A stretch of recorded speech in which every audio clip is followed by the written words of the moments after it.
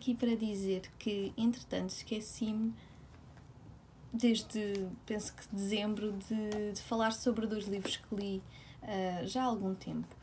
2 livros escritos para crianças. O Pequeno Lorde, de uma autora que é Frances Bournet, penso que seja assim que se diz, e Rosa, Minha Irmã Rosa, da Alice Vieira. Ainda agora estava a ler um artigo do New Yorker, que eu vou deixar aqui o título, da Naomi Fry. E este artigo tem a ver com um programa de televisão que agora passa no Japão, que é sobre crianças assim com 2, 3 anos que vão fazer recados e vão comprar coisas ao supermercado para a família. E qual é esta ideia de maturação de uma criança? Até que, a partir de que idade é que uma criança é autónoma para fazer certas coisas? A partir de que idade é que nós damos liberdade a uma criança? O que é o sentido também de segurança numa comunidade? Porque é que naquele ponto no Japão as pessoas se sentem confortáveis a deixar as crianças a fazer algumas tarefas de adultos, não é? Porque a comunidade olha por elas. Qual é a diferença cultural entre um país como Portugal e o Japão? Nós em Portugal também não tínhamos isso antigamente. O que é que deixou de existir? O que é que foi a segurança? Foi a autonomia das crianças? Eu estava a ler este artigo e debati muito, porque me lembrei muito destes 2 livros.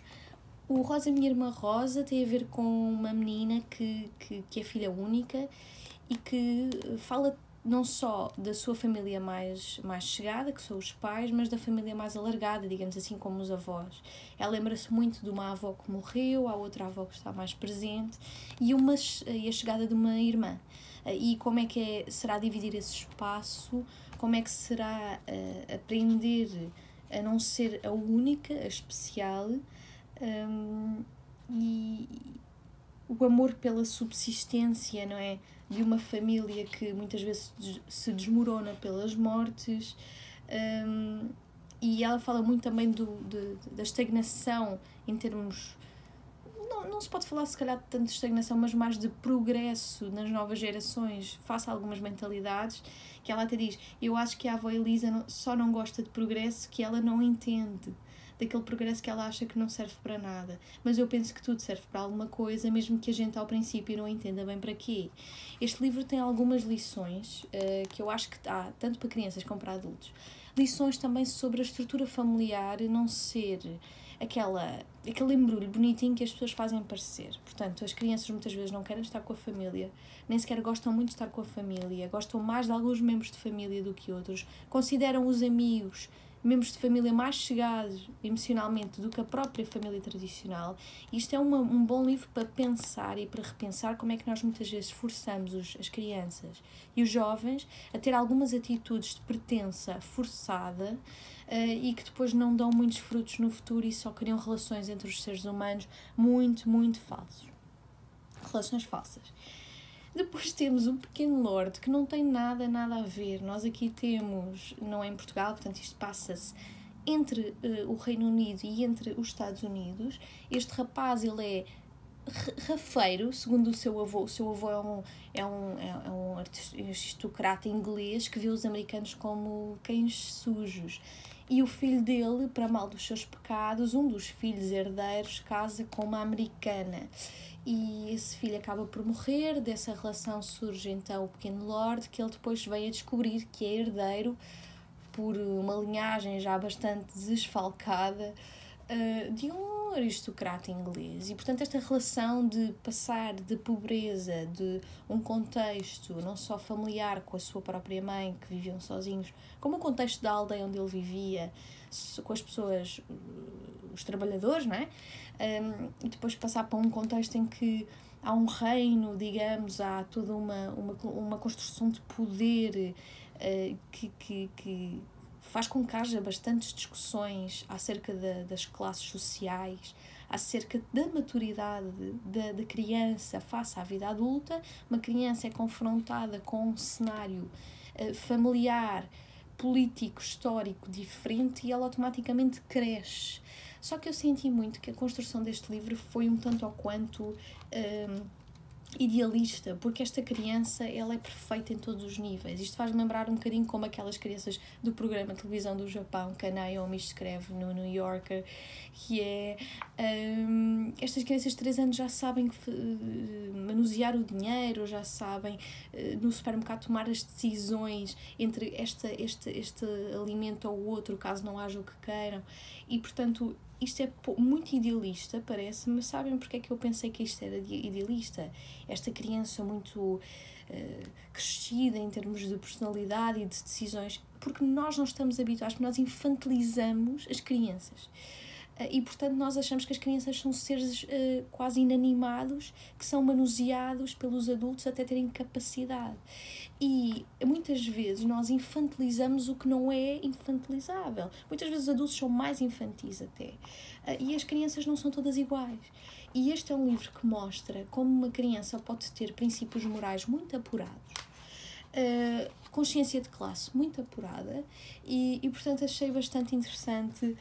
Lembrei muito destes 2 livros e queria-vos também dizer que, se tiverem a oportunidade, assinem colunas de jornais, seja portuguesas, brasileiras, inglesas, americanas, francesas, porque se tiverem a oportunidade de encontrarem algum desconto, assinem, porque há muitos artigos a serem escritos lá fora sobre coisas mais aleatórias possíveis que nos fazem refletir imenso, como foi o caso agora. E também recomendo estes 2 livros, alertando que esta linguagem é um bocadinho... muitas vezes um bocadinho tonta. Eu não sei se foi da tradução, eu penso que tenha sido da tradução. Esta tradução é um bocadinho tonta, vou ser sincera. Eu acho que nenhuma criança acharia este livro propriamente com uma linguagem muito interessante. Porém, tem discussões aqui muito, muito, muito ricas. E Alice Vieira é um clássico português na literatura infantil, não é? E pronto, é o primeiro livro que leio dela, obviamente. Tenho o Lote, da Casa Doce, não me lembro do título, mas Alice Vieira é muito, muito interessante também. Também me fez refletir. E é isso. Falo-vos mais tarde. Deus.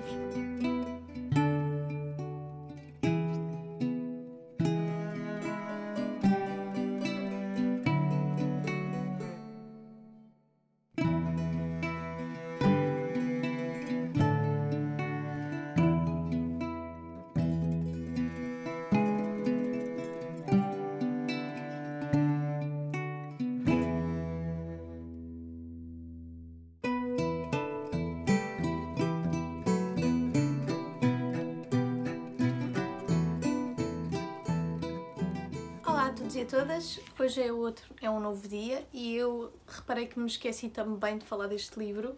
Li Elas Estiveram nas Prisões do Fascismo, uma coletânea aqui da União de Resistentes Antifascistas Portugueses. É um livro, parece muito grande, mas não é assim tão grande. Aqui grande parte do livro é a lista infindável de mulheres presas pela PIDE, aquelas das quais temos registro. Este é um livro que eu li quando das comemorações do 25 de Abril. Não sou grande pessoa de comemorar datas, sinceramente, mas este ano penso que me deu mais na cabeça de, sei lá, ler qualquer coisa temática, e porque tinha este livro que comprei na Feira do Livro no ano passado, 2021, estava a 5€ na banca do Avante, e realmente chamou-me bastante a atenção porque não se costuma abordar tanto a temática das mulheres presas pelo Estado Novo aqui em Portugal, na medida em que, por estarem numa posição social muito mais vulnerável e dependente dos maridos, obviamente que as ações de mobilização e as ações de reivindicação eram mais contidas.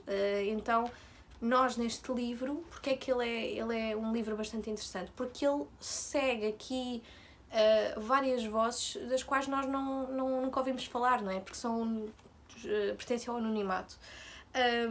Este livro tem aqui uma parte introdutória sobre o Estatuto da Mulher sob o Fascismo.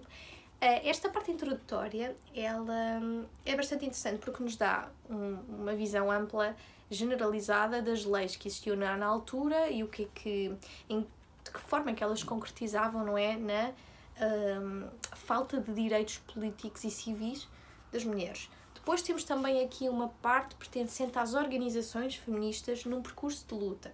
Portanto, várias organizações feministas que surgem durante o Estado Novo para tentar dar voz às mulheres. Depois também temos exemplos das mulheres nas lutas sociais. Muito interessante como setores de trabalho, não é?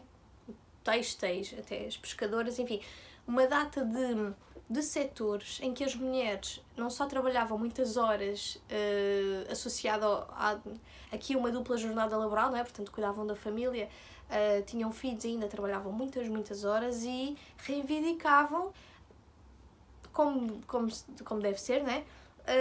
Os seus direitos. E, portanto, temos aqui várias histórias interessantes sobre a luta das mulheres contra patrões. Patrões esses que muitas vezes estavam associados ao Estado Novo, portanto, à própria máquina estatal. Temos também várias fugas, as principais cadeias, e se houve fugas ou não, temos aqui mais para a frente. Nomes de algumas mulheres especificamente que fugiram e outras que simplesmente foram presas e cujas histórias são mais conhecidas e, portanto, compiladas em forma de texto. Temos uma crónica muito pequenina da Ana Margarida Carvalho. Temos, e finalmente Abril chegou, a Maria Velho da Costa, assim com o seu texto muito interessante sobre mulheres em revolução. E depois temos então a lista das mulheres presas. Nesta lista de muitas páginas, sabemos o nome destas mulheres, a sua data de nascimento, a naturalidade, profissão ou atividade, residência, data de prisão e data de saída. Este livro dá a ressalva que há muita coisa que não está aqui porque não foi registada propriamente e devidamente, não é? E, portanto, estas mulheres presas pelo fascismo são uma amostra de todas as que foram presas.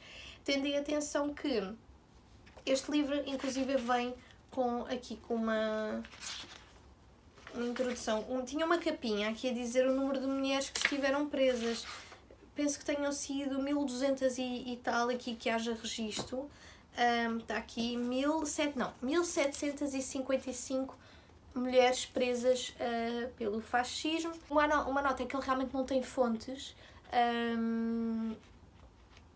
para o que está a dizer, mas aqui a maior parte das coisas tem a ver com leis, legislação que estavam em vigor na altura, portanto, quer dizer, basta simplesmente ir consultar os códigos civis da altura para ter acesso a estas informações. Portanto, é um livro que lê-se bastante bem pelo formato e porque aqui já para o final são muitas páginas da lista. Eu confesso que eu acho que li o nome de quase todas as mulheres e vi quase todas as profissões. A maior parte destas mulheres presas a sua atividade era ser doméstica.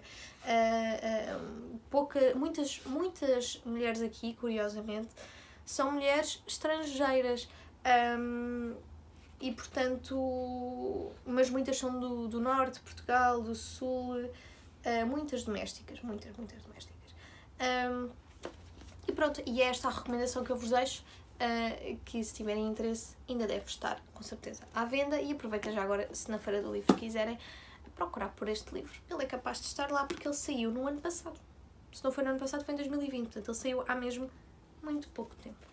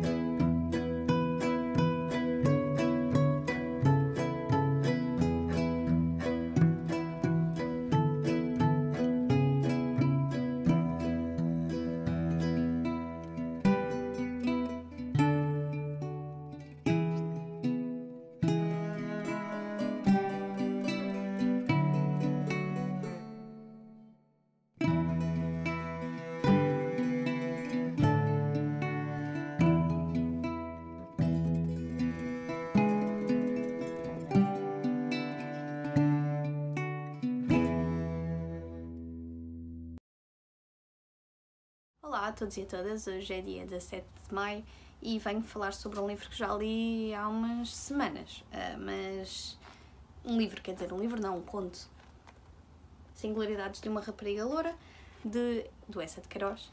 Esta obra é uma história de idealização por parte da personagem, por parte do nosso protagonista, que idealiza a figura de uma mulher.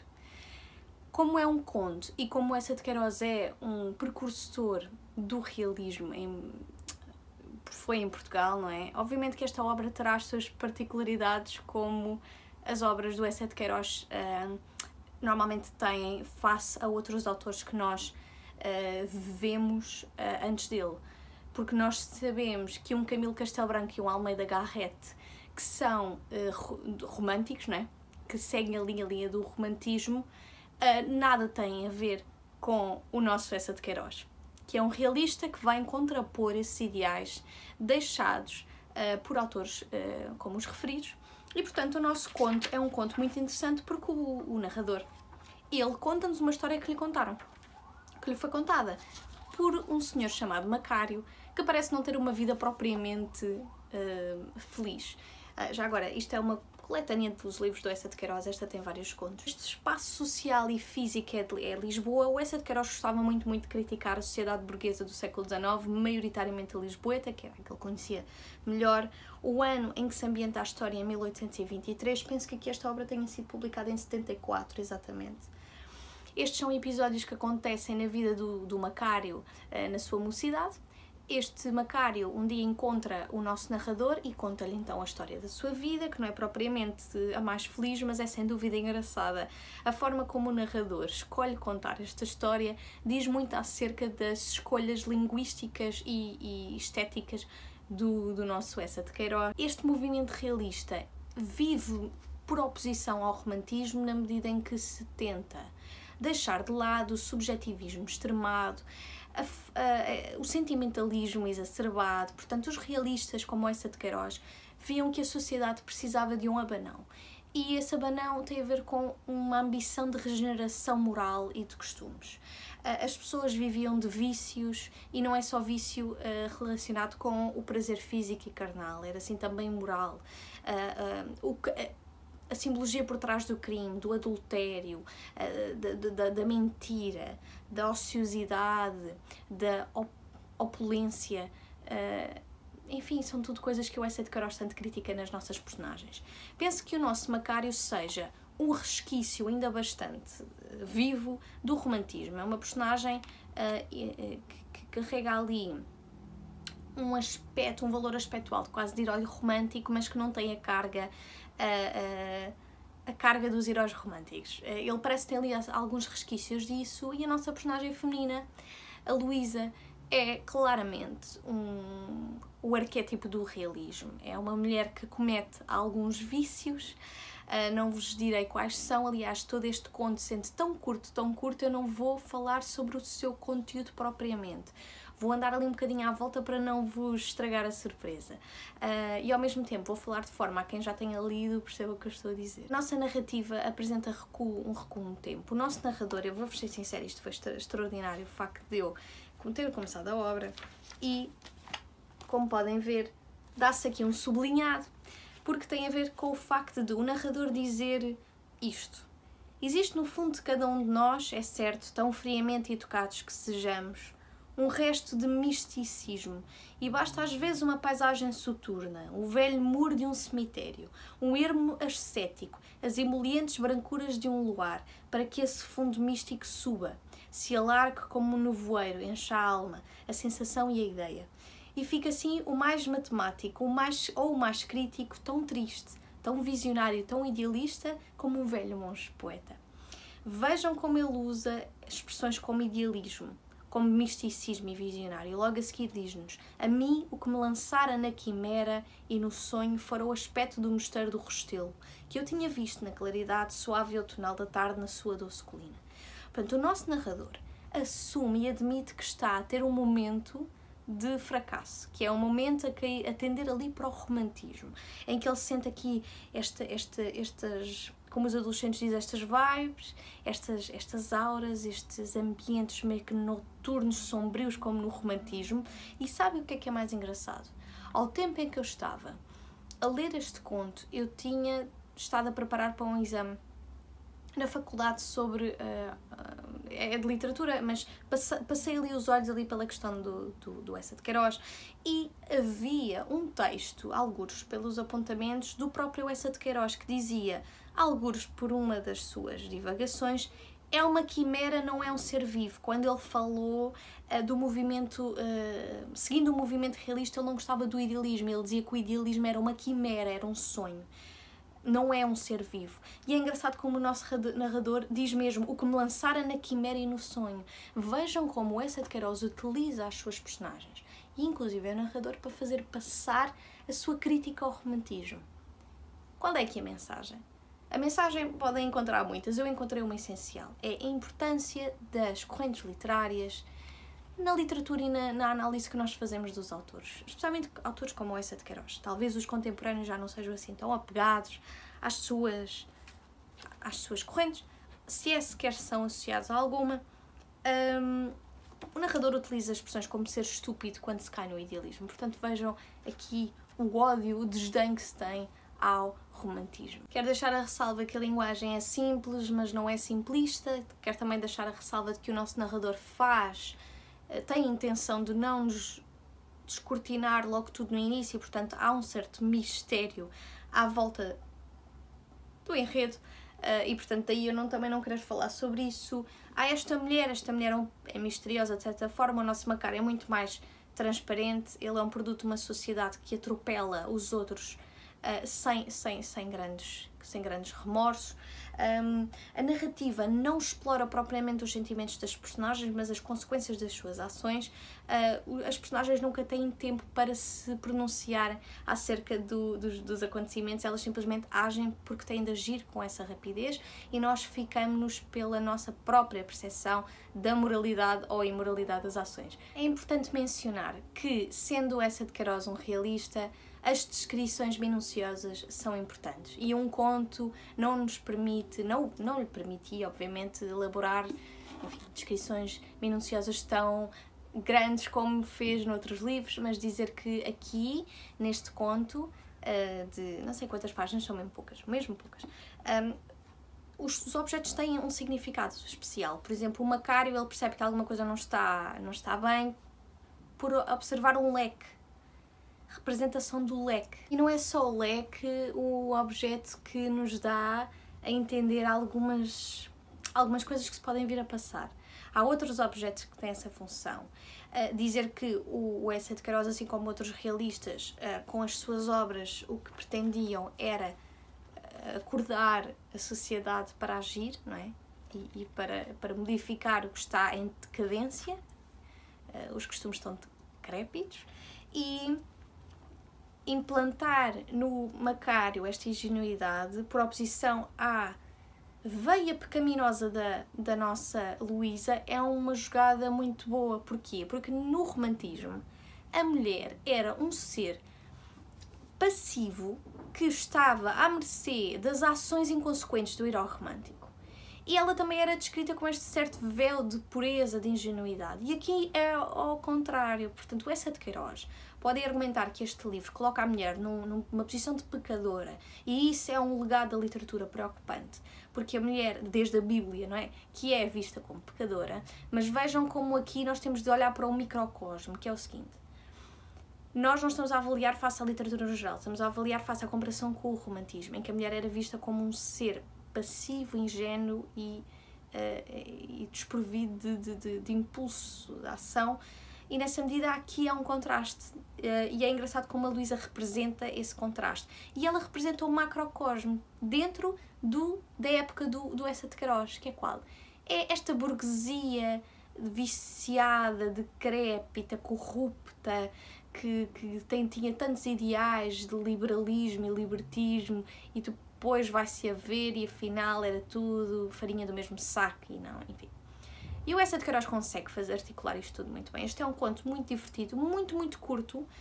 O Eça de Queiroz vale a pena, se nunca o leram, começar por aqui, porque a nossa personagem do Macário é o chamado tontinho, mas nós sentimos pena dele. E o narrador é uma espécie, é um narrador homodiegético, porque ele narra e é personagem secundária, e essa dinâmica de narrativa, da narração, é também ela muito interessante. E portanto deixo aqui a recomendação. Conseguem encontrar este livro até online, em domínio público, para lerem se quiser, porque é um conto e portanto é tão curto e entretém e ainda nos rimos um bocadinho. Portanto é isto.